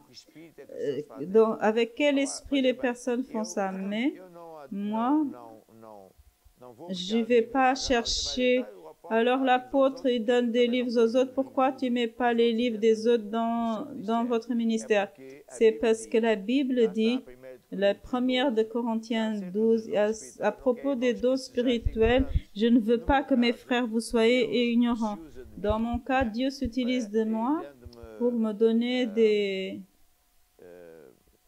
secrets, des lois de Dieu, pour que je donne à d'autres, voyez, pour que je puisse bénir d'autres ministères, non seulement le nôtre. Mais Dieu ne m'a pas dit d'aller chercher les livres des autres. Si Dieu me dit, je n'ai aucun problème d'aller chercher, mais Dieu n'a pas dit encore. Alors, qu'est-ce que nous devons voir? C'est par hasard. Je suis pas bien, alors je ne serai pas béni parce que l'Esprit allait montrer. J'espère que vous avez compris ce que je veux dire. Et aussi, si le leader de l'Église, s'il met les livres et l'enseigne, c'est pas n'importe quel frère qui a cette idée et qui dit non, on va mettre ces livres, c'est bon.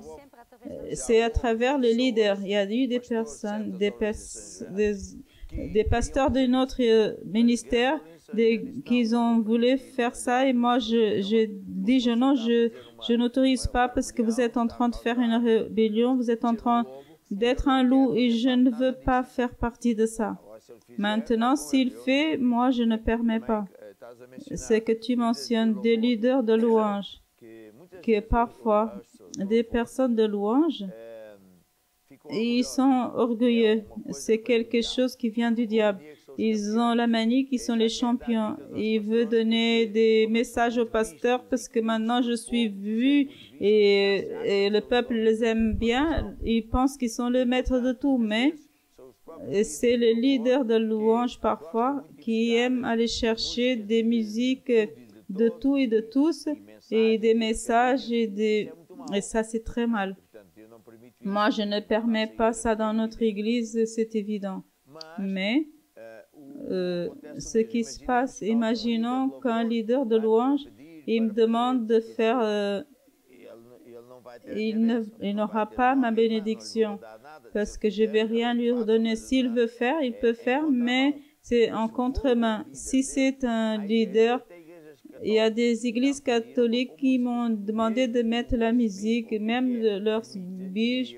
Évêque, moi je peux le permettre, mais c'est une différence. Eux-mêmes, les catholiques, ils utilisent nos livres, nos musiques, parce que leurs leaders, ils disent oui, ils ont demandé, et ils ont dit oui. Je sais que le prêtre a demandé, et moi je suis d'accord. Ah ben, c'est le leader. Entre les leaders, ils sont d'accord. Alors pour moi, c'est un honneur. C'est qu'un autre ministère, il veut nos livres et nos musiques. Mais en dehors de ça, c'est un mauvais esprit. Je ne peux pas m'imposer. Je ne peux pas non plus accepter qu'une personne qui est hiérarchiquement en dessus vient chercher mon matériel et il va donner à tout le monde. Je ne permets pas qu'on me le fasse. Je ne vais pas le faire à d'autres alors. Un prédicateur, n'importe personne, je peux parler avec lui. Vous avez le livre à briques de prêcher, mais je peux lui dire, tu peux montrer tes livres, ou je peux lui dire, non, je ne veux pas que tu montres tes livres. Mais si c'est quelqu'un d'honnête, il va m'honorer, il ne va pas venir là pour me voler ou pour faire des conflits, voilà. Et nous ne pouvons pas oublier la Bible. En 1 de Corinthiens 12, à propos des dons, je ne veux pas, les frères, que vous soyez ignorants. Ce sont les dons du Saint-Esprit. Parce qu'après, il nous dit, il y a des diversités de dons, mais c'est le même esprit. Il y a une diversité d'esprit, mais c'est le même esprit de Dieu. Il y a la diversité de dons de ministère, mais c'est le même Esprit Saint. Et il partage, le Saint-Esprit, il partage à chaque ministère comme il veut. Je suis ami de plusieurs ministères. Je suis bien avec eux. S'ils me demandent de disponibiliser des livres et des enseignements, je peux les disponibiliser, mais moi, je ne vais pas aller là-bas et les obliger parce que ça serait très mal. Et c'est vice-versa aussi. Ça doit être de leader pour leader, voyez? Parce que sinon, je ne peux pas faire de la viande hachée. Je ne peux pas aller dans un autre ministère et essayer qu'il soit comme moi. C'est pas biblique, ça. Ça, c'est du diable. Et ça peut détruire les églises. Parfois, les pasteurs, ils ne comprennent pas ça. Ils laissent que le leader de louange aller chercher d'autres livres. Et après, personne n'obéit, personne. Et Dieu ne rentre pas dans cette église. J'espère que je vous ai bien répondu. On a d'autres questions?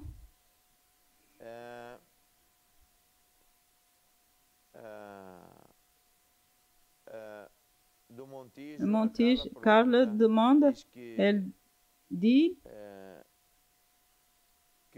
qu'elle a parlé dans la réunion du matin que la terre, elle existait avant Genèse. C'est pas la première fois que Dieu détruit la terre. Ma sœur, je ne peux pas vous enseigner. Ça, c'est très loin, à expliquer. Vous savez, Dieu n'est pas Dieu que de cette terre. Ça, c'est tout juste un petit coin. Même quand on entend les scientifiques disent que la terre est née et elle n'arrête pas de grandir, c'est si grand qu'elle n'a pas il n'y a pas la fin. Et l'univers, les étoiles, les planètes et tout ça, c'est quelque chose qui ne termine pas. Et si on voyage à la vitesse de la lumière, vous pouvez voyager, et quand vous arrivez là-bas, ça continue à grandir. Alors, ce que je veux dire, c'est tout ça, c'est comme c'était une chambre de jeu pour Dieu, mais c'est pas ça. Il y a des choses très intéressantes. Personne ne sait au sûr combien d'êtres Dieu il a déjà créés. Nous connaissons quelques-uns. Nous savons qu'il y a d'autres êtres qui sont sur terre. C'est des Néphilim, ce sont des anges qui ont décidé de s'humaniser. Pourtant, ils ont baissé leur nature d'ange visible pour être des êtres visibles, semblables à nous, parce qu'ils ont aimé les filles. Et ils se sont mariés avec elles et ils se sont nés des géantes de cette époque. La terre a déjà été occupée par des anges et c'était ici que le diable, que c'est pas le diable à l'époque, qui a fait ce que nos politiciens, les juges, les policiers font. Ils ne font que des mensonges, des méchancetés. Ils ont détruit la planète. Et c'est pour ça que Dieu les a punis, Lucifer, qu'on appelle aujourd'hui le diable. Il était une identité très forte. C'était une personne très importante dans le royaume de Dieu. Et quand il a réussi à faire des choses fantastiques, et à un certain moment, malheureusement, ça a monté à sa tête l'orgueil, la vanité. Il a commencé à dire, je vais aussi faire comme Dieu, je vais commander aussi. Et Dieu, il a dit, mais t'es bête, tu vas aller en enfer. Et pourtant, c'est ce qui s'est passé. Entre-temps, à cause de ça, la Terre, elle a été détruite. Il peut y avoir d'autres planètes où il y a d'autres civilisations. C'est juste pour que vous sachiez. Et pourtant, être là en train de penser qu'il n'y a que nous qui existons, c'est déjà avoir une pensée très petite alors. C'est juste ça que je veux dire. Je veux savoir. On a les demandes de prière, on va prier maintenant. Maintenant, nous allons prier pour les personnes qui nous ont écrit Demain, on va continuer avec les questions et les réponses. Il ne faut pas vous préoccuper. Il y a des personnes qui demandent de l'aide. Je ne vais pas dire des noms parce que c'est des vices. C'est des problèmes avec les maris qui ont des vices aussi. C'est des situations de drogue, des personnes qui ont des problèmes dans la famille, des personnes qui veulent...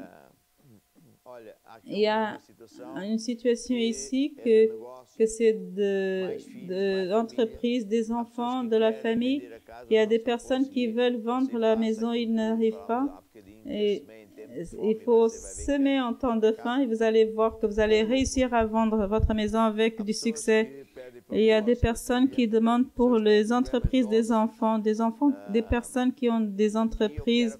Et ici, je vais vous donner un conseil, c'est ne pas garder leur rancune contre personne et de pardonner et recevoir la prière parce que Dieu va guérir tout. Et c'est pour Dieu, c'est facile. Il y a des personnes qui sont au Cuba, qui ont le cancer dans le pancréas. Et je dis à Ruth que je vais prier, cette cancer va disparaître au nom de Jésus. Il y a des personnes qui sont avec des problèmes dans le côlon, je ne vais pas dire le nom, et vous savez qui c'est. Il y a des personnes qui sont nerveuses parce qu'ils ont perdu leur force sur les jambes. Ils sont malades et longtemps ils ne dorment pas. Ils ont des problèmes dans l'estomac. Il y a tant de sujets, mais je vais vous dire, Dieu, il sait tout. Dieu sait qui vous êtes, là où vous êtes et qu'est-ce que vous avez comme problème, qu'est-ce que vous avez besoin. Et parce que c'est ça qui importe, c'est que Dieu, il sache, il le sait. Et pour lui, il n'y a pas de distance. Maintenant même, pendant que le groupe chante un chant que j'aime bien, seulement de croire. Et il souffle. Vous allez recevoir cette prière. Si possible, mettez la main sur l'écran. Parce que l'Esprit de Dieu va rentrer dans votre vie, dans votre corps. Et il y en a qui ont commencé à sentir une chaleur là où ils sont malades. D'autres, ils ne sentent rien, mais ça ne fait pas, ce n'est pas grave. Mais il y a des personnes qui sont sous l'opération des démons. Et c'est pour ça qu'ils ont des convulsions et des choses sont en train de se passer. Mais ça, c'est parce que les démons sont en train de sortir. Mettez la main sur l'écran pour typifier que je suis en train de prier pour vous. Seigneur Jésus, c'est en ton nom que je apporte à ta présence toutes ces pétitions. Non seulement ceux qui ont écrit, mais ceux qui sont devant toi, ils pleurent, ils demandent de l'aide. Je brise le pouvoir de toute la sorcellerie. J'ordonne à tous les démons qui sortent de ces personnes, de ces mariages, de ces familles, au nom de Jésus. J'ordonne à ces cancers qui sèchent par la racine, les tumeurs. J'ordonne le sang qui fonctionne bien au nom de Jésus. J'ordonne à ces poumons qui respirent comme il se doit au nom de Jésus. Seigneur Jésus, je te rends grâce parce que je vais écouter, je vais entendre des témoignages. Parce que tu es fidèle. Et il y a des personnes qui vont être guéries sur ce moment. Et d'autres vont prendre plus de temps parce que la guérison n'est pas toujours instantanée. Mais maintenant même, vous pouvez croire, vous êtes guéris. Commencez à louer Dieu parce que vous êtes guéris. Lisez le livre « Que faire après la prière ?» Et faites ça parce que vous allez voir, vous aussi, vous allez donner votre témoignage parce que Dieu vous a entendu.